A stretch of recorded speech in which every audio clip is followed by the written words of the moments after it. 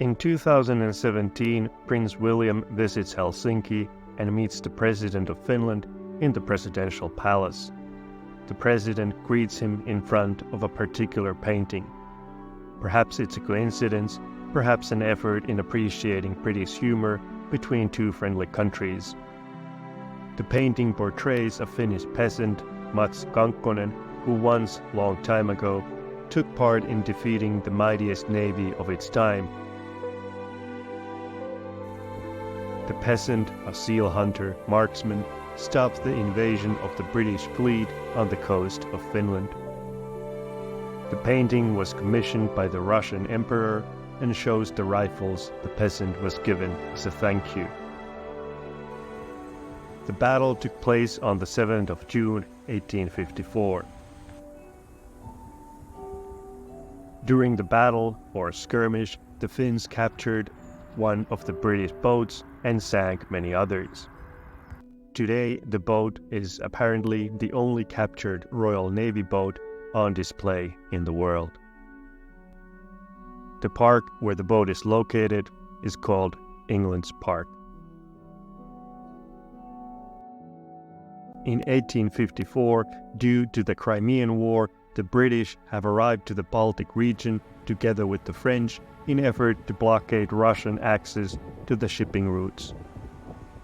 Thus, for some time, Rear Admiral James Hanway Plumridge, commanding 4 battle frigates, has been ravaging the military and economic targets on the Finnish coast. They burn ships, shipyards, tar stores, and other warehouses. Plumridge bombards a number of Finnish settlements and is later sharply criticized for firing on civilian settlements. Furthermore, the destroyed Finnish commodities were mostly bought by British customers and had been paid in advance. Plumridge thus pillages his own nation's goods. This does not go unnoticed back in London. Businessmen are furious. Much of the tar the Royal Navy needs comes from Finland, and Plumridge is destroying it.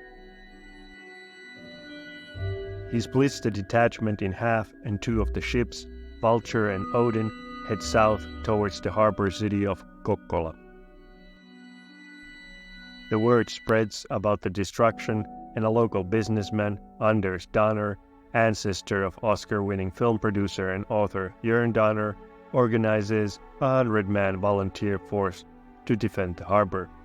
He is joined by Finnish Major General Alexander Jakob von Wendt, who brings with him 2 infantry companies. Plumridge demands the right to destroy the city's goods.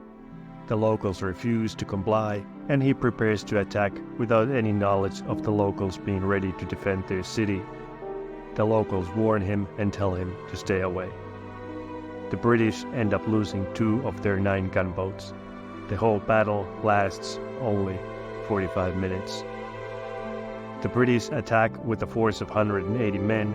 At the end, the total casualties, including captured, were 52, and in the end, 16 or 18 of them died. 9 fallen British Marines and sailors are buried in Maria's graveyard in Kokkola. Today, the British Embassy and the locals take care of the grave. 2 wounded prisoners are transported to other cities for hospital treatment. The captured officers took part in festivities celebrating the town's victory by dancing with many of the local women. After the skirmish, the British continued their coastal strikes the next summer, even returning to try again in Kokkola. But now the city was even more prepared. The Battle of Davidsburg was fought on the 2nd of May, 1855. The artillery duel lasts 3 hours, and once again the British retreat with minimal damage to the city. The Emperor of Russia commissions 2 paintings, one of the peasant and one of Mr. Donner, and hails the Finns, giving them gifts.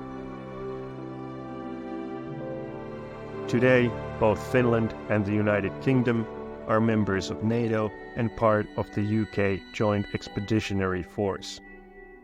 For over 165 years, no one has tried an invasion in the Kokkola region again. The Baltic region and its shipping routes continue to be of strategic importance.